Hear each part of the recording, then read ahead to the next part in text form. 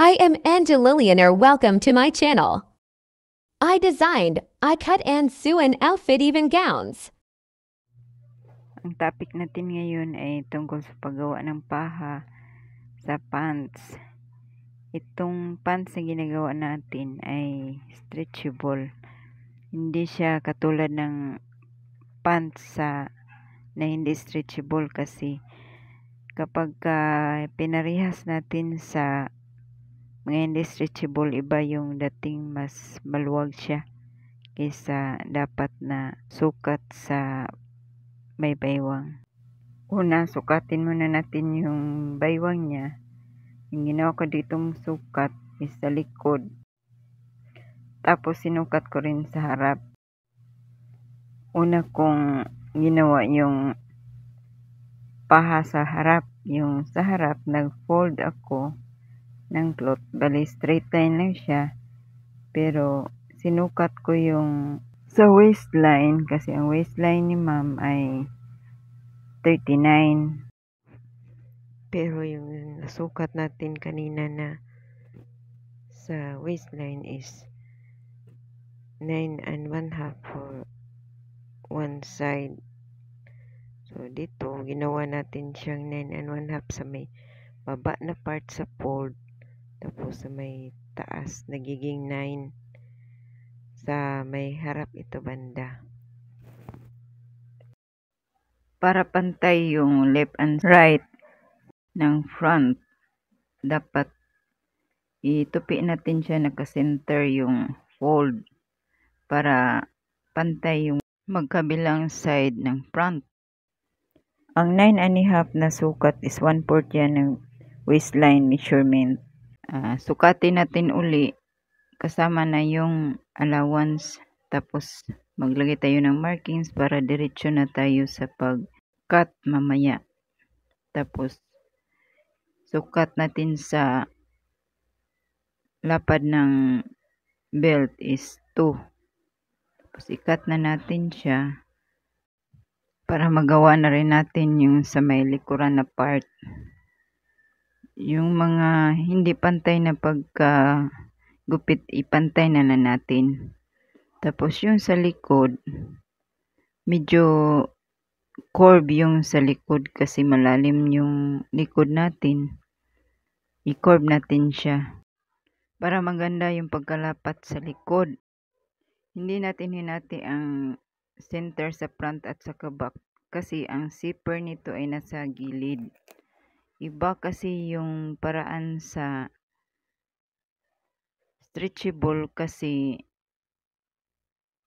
nagsistretch yung cloth. Ang lapad sa may likuran, 2 1/2 inches yung sukat kasi magtahi pa tayo sa may upper part niya para idugtong bago natin i-connect sa pantalon. Tapos yung sukat niya pahaba, katulad din ng front na 10 1/2 yung sa may baba na part, yung sa may taas na part is 10. Additional na yan sa sewing allowance.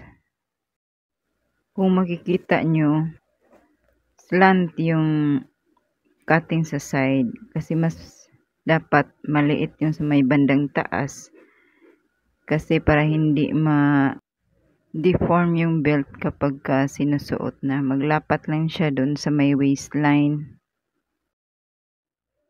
Cut tayo ng isa pa nito kasi double yung sa likod. Hindi kasi natin siya pwede ma-fold kasi curve yung form niya. Yung pagka-cut natin parang twin size lang siya sa isa. Ginagawa lang natin yung double para malinis siya tingnan pagkatapos natin i-connect yung belt. Sa pananahi, dapat mayroong mga technique lalo na sa mga stretchable kasi pangit siya tingnan kung stretchable tapos yung sukat talaga yung susundin kasi magsistretch yung tela. Dugtong muna natin yung magkabilang side sa may back part Tapos i-flat natin yung isang side para hindi siya luluwa pagka kinabit na natin. Flat lang siya doon sa may likod na part. Tapos connect muna natin una yung front. Saka natin idugtong, i-connect muna natin. Gamit tayo ng center para balance ang bawat side.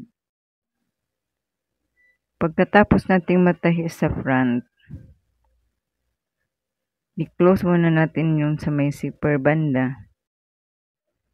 Invert natin siya pagkatahi, pabaliktad para pagka pinaliktad natin malinis yung sa harap. Bago natin idugtong yung sa likod at sa harap, una natin ikabit muna sa may likod. Ipin mo lang muna natin yung sa may side, tapos pasadahan muna natin yung sa likod bago natin ikabit yung sa gilid. Kunin natin ang center, tapos ipin.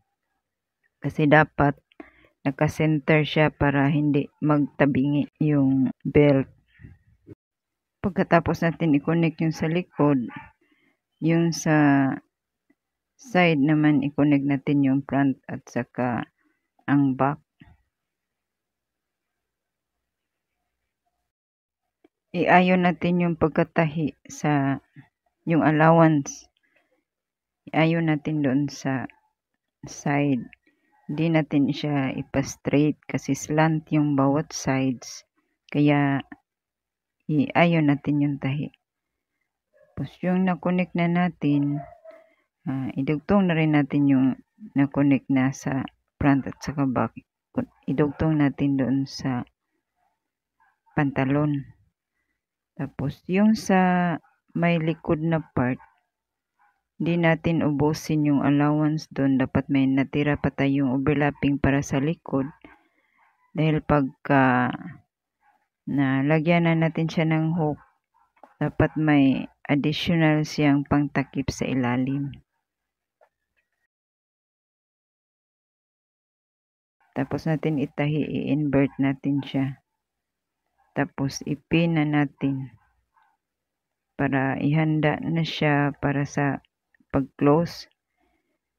Baliktad natin yung dulo para malinis siya. Tingnan pagkatapos matahi. Ipin muna natin siya bago natin pasadahan para malinis. Para maihanda natin siya. Bago natin itahi, dire-diretso na tayo.